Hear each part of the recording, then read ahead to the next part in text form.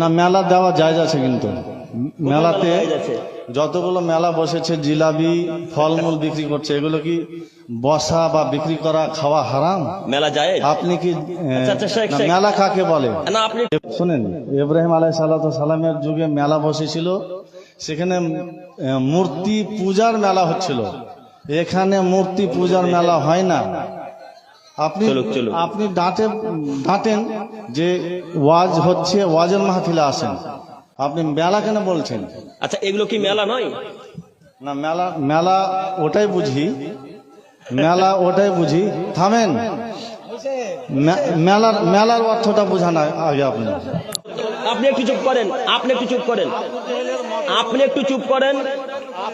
আপনি কি দেখেছেন যে ছেলে কোন গার্লফ্রেন্ডের সঙ্গে হাত ধরে ঘুরছে?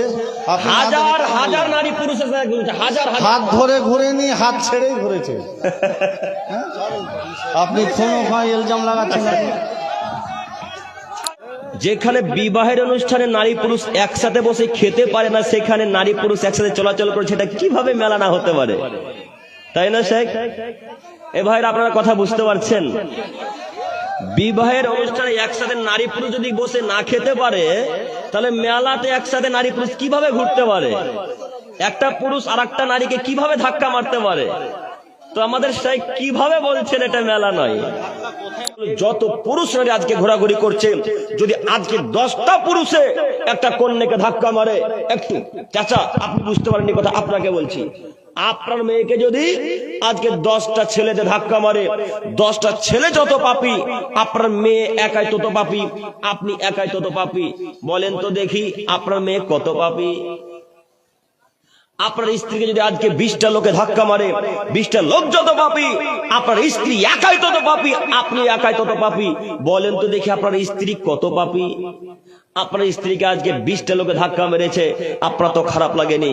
আপনার মেয়েকে আজকে 30টা লোকে ধাক্কা মেরেছে, আপনাকে খারাপ লাগেনি। এই তো আপনি বাপ, এই তো আপনি স্বামী। আমরা বুঝতে পারলাম না স্বামী কি জিনিস, বাপ কি জিনিস। স্বামী মানে ক্ষমতা, বাপ মানে ক্ষমতা। চোখ যেদিকে ঘুরবে, ছেলে মেয়ে বউ বাচ্চা সেদিকে ঘুরবে, তার নাম ক্ষমতা। তো দিগলিতে কি কারোরই ক্ষমতা নাই? হ্যাঁ, কারোর কি ক্ষমতা নেই? এত যে নারী পুরুষ ঘোরাঘুরি করছে, এত যে নারী পুরুষ ঘোরাঘুরি করছে, এদের কারোর বাপ পৃথিবীর বুকে বেঁচে নেই? এগুলো সব কি ইসরায়েলের মেয়ে? কথা বলে না। আপনি একটু টপিকটা চেঞ্জ করে বলেন। আপনি বললেন যে আবু জেহেল আবু লাহাবের মধ্যে আর এই লোকগুলোর মধ্যে কোনো ফরক সাক্ষী দিয়ে দিল যে না।